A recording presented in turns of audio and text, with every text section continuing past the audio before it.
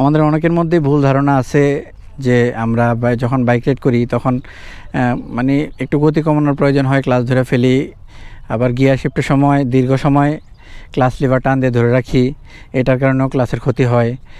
আবার জ্যামে যখন দাঁড়াই থাকি তখন ক্লাচ টান দিয়ে ধরে গিয়ারে রেখে বাইক দাঁড়াই থাকি, এইসব কারণে বাইকের ক্লাচ প্লেট কিন্তু খুব দ্রুত নষ্ট হয়ে যায়।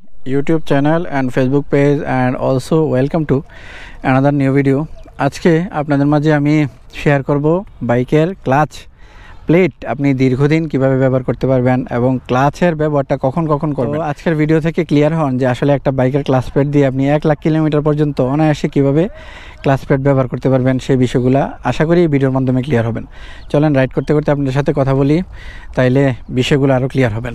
আমরা যখন এই যে বাইক স্টার্ট দিই, আমাদের শুরুতেই আমাদের স্টার্ট দেওয়ার সময় আমাদের ক্লাচ টান দিয়ে ধরতে হয়, এই যে ক্লাচ টান দিয়ে ধরতে হয়, অথবা স্টার্ট করার পরে যে আমার এসএফ বাইকে তো ক্লাচ টান দিয়ে ধৈর্য চালু করতে হয়, বাট এই ভার্সন 4 কিংবা এই ইয়ামার বাইকে কিন্তু ক্লাচ টান দিয়ে ধরে বাইক চালু করতে হয় না। বা আপনি যখন রানিংয়ে যাবেন তখন আপনি এই যে ফুল ক্লাচ টান দিয়ে ধরলেন, ধরার পরে যে আপনি এই যে গিয়ার ফালাইলেন, গিয়ার ফালানোর পরে এখন আপনি থ্রোটল এই যে আরপিএমটা 2-2,500 কিংবা 3,000 আরপিএম পর্যন্ত নেবেন। এই যে 2,500 3,000 আরপিএম পর্যন্ত নিয়ে আস্তে আস্তে ক্লাচটা ছাড়বেন, তখন এই যে বাইক চলা শুরু করলো এবং যখন বাইকটা রানিং হয়ে গেল তখন ফুল ক্লাচটা ছাড়া দিবেন। এই অবস্থায় অনেকে কী করে, এই যে হাফ ক্লাচ করে রাখে, হাফ ক্লাচ করে এই যে থ্রোটল দিয়ে রাখে। তো এইভাবে যদি আপনি চালান তাহলে আপনার বাইকের ক্লাচ প্লেট দ্রুত নষ্ট হয়ে যাবে। আবার আরেকটা ভুল যেটা করি, এই যে আমরা একটু চালাইতেছি, আমাদের ব্রেক করার প্রয়োজন হয়, আমরা আগে ক্লাচ টান দিয়ে ধরি, তারপর আমরা ব্রেক করি। তো আপনি যখন আগে ক্লাচ টান দিয়ে ধরলেন তখন একে তো বাইকের ব্রেকিং ডিস্টেন্সটা বাইরে যায়, আর 2 হইল আপনারা ক্লাচ সিস্টেম সম্পর্কে আপনাদের ধারণা আছে কিনা। আমাদের এই ক্লাচ লিভার যখন ফুল ছাড়া থাকে তখন ক্লাচের যে ক্লাচ ধরনের ক্লাচ প্লেটে 2 ধরনের প্লেট ব্যবহার করা হয়, ফ্রিকশন প্লেট এবং প্রেশার প্লেট। এই 2 ধরনের প্লেট কিন্তু এঙ্গেজ অবস্থায় থাকে, মানে 2টা যুক্ত অবস্থায় থাকে। আপনি যখন এই ক্লাচ লিভার ছাড়া থাকে, আপনি যখনই ক্লাচ লিভার টান দিয়ে ধরলেন তখন ফ্রিকশন প্লেট এবং প্রেশার প্লেট এই 2টার মধ্যে গ্যাপ তৈরি হয়, এবং ওই গ্যাপ তৈরি হওয়ার ফলে এই ক্লাচ সিস্টেমের যে শক্তিটা, তখন এই শক্তিটা গিয়ারবক্স পর্যন্ত যায় না। ফ্রি হওয়ার কারণে ক্লাচ সিস্টেমটা ফ্রি অবস্থায় ঘুরে, তখন আপনি যতই থ্রোটল দিবেন বাইক কিন্তু তখন দৌড়াবে না, মানে শক্তিটা গিয়ারবক্স পর্যন্ত যাচ্ছে না। যেই না আপনি যে ক্লাচ ছাইড়া দিবেন তখন ক্লাচ প্রেশার প্লেট এবং ফ্রিকশন প্লেট 2টা এঙ্গেজ হয়ে যায়, এবং এঙ্গেজ হয়ে গেলে এই শক্তিটা গিয়ারবক্সে ট্রান্সমিশন হয়, গিয়ারবক্স থেকে দেন শক্তিটা সরাসরি চেইন স্প্রকেট হয়ে চাকার মধ্যে চলে যায়। তো এই হলো সিস্টেম।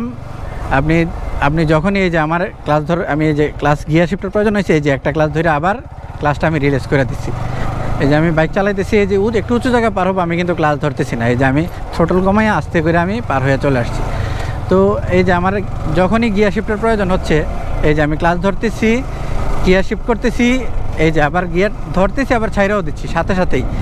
অনেকে যে ভুলটা করে গিয়ার শিফটের সময়, এই যে মনে করেন 4 নম্বর থেকে 5 নম্বর গিয়ারে নেবে, এই যে ক্লাচ ধইরা গিয়ারটা শিফট করে আবার ধইরা বসেই থাকে এবং আস্তে আস্তে ছাড়ে।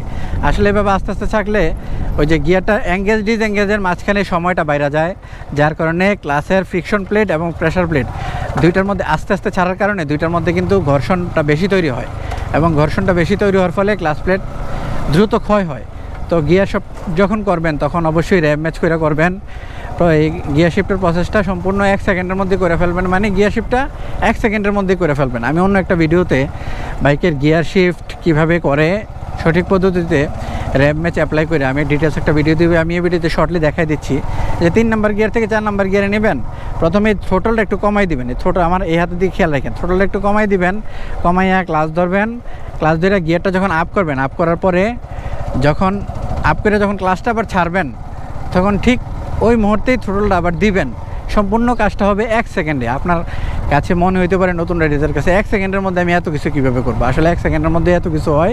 আপনারা একটু দেখেন, এই যে 3 নম্বর থেকে আমি 4 নম্বর গিয়ারে নিচ্ছি, থ্রোটল কমাবো, বাড়াবো, ক্লাচ ধরবো, গিয়ার আপ ডাউন সবই করে ফেলবো 1 সেকেন্ডের মধ্যে। দেখেন 3 থেকে 4 নিচ্ছি, 2 হাতের দিকে খেয়াল রাখেন, এই যে 1 সেকেন্ডে করে ফেলছি। 1 সেকেন্ড হয়েছে, এই যে আবার আরেকটা গিয়ার বাড়াইছি, 1 সেকেন্ডে হয়েছে। এই হইলো র্যাম ম্যাচের সিস্টেম। র্যাম ম্যাচ করবেন সঠিক পদ্ধতিতে।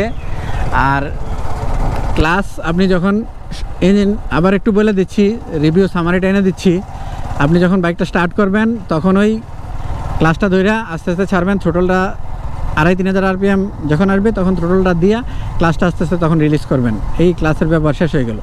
আর যখন যখন আপনার গিয়ার শিফটের প্রয়োজন হবে তখনই আপনি বাইকের ক্লাস ধরবেন এবং বাইকের গিয়ারটা শিফট করবেন, এবং অবশ্যই বিষয়টা 1 সেকেন্ডের মধ্যে করবেন। এই যে 1 সেকেন্ডের মধ্যে করতেছি। আর হলো ভাঙ্গাচুরা রাস্তায় কিংবা জ্যামের রাস্তায় আমরা অনেকেই কমপ্লেন করি যে আমাদের হাফ ক্লাসে যদি আমরা বাইক না চালাই আমাদের বাইকের স্টার্ট বন্ধ হয়ে যায়, তখন অনেকে হাফ ক্লাসে বাইকটা চালাই। আসলে জ্যামের রাস্তায় হাফ ক্লাসে বাইক চালাইতে হবে না। আপনি যদি একটু কিছুদিন প্র্যাকটিস করেন, অল্প গতিতে চালায়া আপনি খোলা মাঠে কিংবা কোনো জায়গায় অল্প গতিতে চালায় বাইকটা প্র্যাকটিস করবেন, আপনি দেখবেন যে অল্প গতিতেও আপনার ক্লাস ধরে চালাইতে হয় না। ধরেন আমি দেখাচ্ছি আপনাদেরকে, ধরেন আমি জ্যামের মধ্যে বাইকটা চালাইতেছি, আমি গতি কমাই দিই। এই যে মনে করেন আমি এই যে 2 নম্বর গিয়ারে বাইকটা চালাইতেছি, ধরেন আমি জ্যামেই আছি, এই যে আমি ফুল ক্লাস ছেড়ে রাখছি, আরও গতি কমানোর প্রয়োজন, থ্রোটল কমাই দিছি। এখন আমার গতি আরও কমছে, আমার ক্লাস হাফ ক্লাস করবেন না, হাফ ক্লাস করবেন না, এই যে একটা গিয়ার কমাই দিয়ে আবার ক্লাসটা ছেড়ে দিবেন, দিয়ে আরও আস্তে আস্তে চলবেন। একবারে থামার প্রয়োজন, আপনি তখন এই যে ফুল ক্লাস ধরবেন, ব্রেক করবেন, এই যে একবারে থামবেন। আবার যখন চলা শুরু হইলো, আবার আপনার চলার প্রয়োজন হয়, তখন আপনি যখন ক্লাসটা ছাড়বেন তখন এই যে ফুল ক্লাস আস্তে করে ফুল ক্লাসটাই ছেড়ে দিবেন, ফুল ক্লাসটা ছাইড়েই থ্রোটলটা সামান্য দিবেন। আবার আপনার গতি কমানোর প্রয়োজন, এই যে থ্রোটলটা কমাই দিবেন, দিয়া আপনি ক্লাস ধরবেন না, এই যে থ্রোটল কমাইবেন বাড়াইবেন, থ্রোটলের মাধ্যমে গতি কমাইবেন বাড়াইবেন। বেশি একদম দাঁড়ানোর প্রয়োজন হলে ব্রেক ধরবেন, বাট ক্লাস আপ করে রাখবেন না। এভাবে কিছুদিন প্র্যাকটিস করেন, আপনাদের বিষয়টা আয়ত্তে চলে আসবে। তো আপনাদের আশা করি মনে থাকবে কখন কখন ক্লাসের ব্যবহার করবেন। বাইক যখন স্টার্ট করবেন তখন ক্লাস ধরে চাড়তে হয়, আর হলো যখন আপনার গিয়ার শিফটের প্রয়োজন হয় শুধু তখনই আপনি বাইকের ক্লাসের ব্যবহার করবেন, এছাড়া বাইকের ক্লাসের ব্যবহার করবেন না। আশা করা যে আপনার এই ক্লাস প্লেট আপনি দীর্ঘদিন ব্যবহার করতে পারবেন। অনেকের মধ্যে একটা ভুল ধারণা আছে, ক্লাস না ধরে ব্রেক করলে বাইকের ইঞ্জিন ব্রেক হয়, ক্লাস দ্রুত নষ্ট হয়ে যায়, ক্লাস ক্ষয় হয়ে যায়। এটা একদমই একটা ভুল ধারণা, ভ্রান্ত ধারণা। আপনি যখন ক্লাসই আপনি ধরলেন না, ইঞ্জিন ব্রেক যখন করলেন, এই যে আমি একটু গতি উঠাইলাম, গতি উঠাইয়া এই যে গতি উঠাইয়া আমি ব্রেক করবো, এখন আমি ক্লাস লিভারে ধরলাম না, আমি সামনে পিছনের ব্রেক ধরলাম এবং থ্রোটল কমে বাইকের গতি কমে এলাম, ক্লাসের কোনো ব্যবহারই হইলো না, তাইলে আমার ক্লাস প্লেটটা কীভাবে দুর্বল হবে?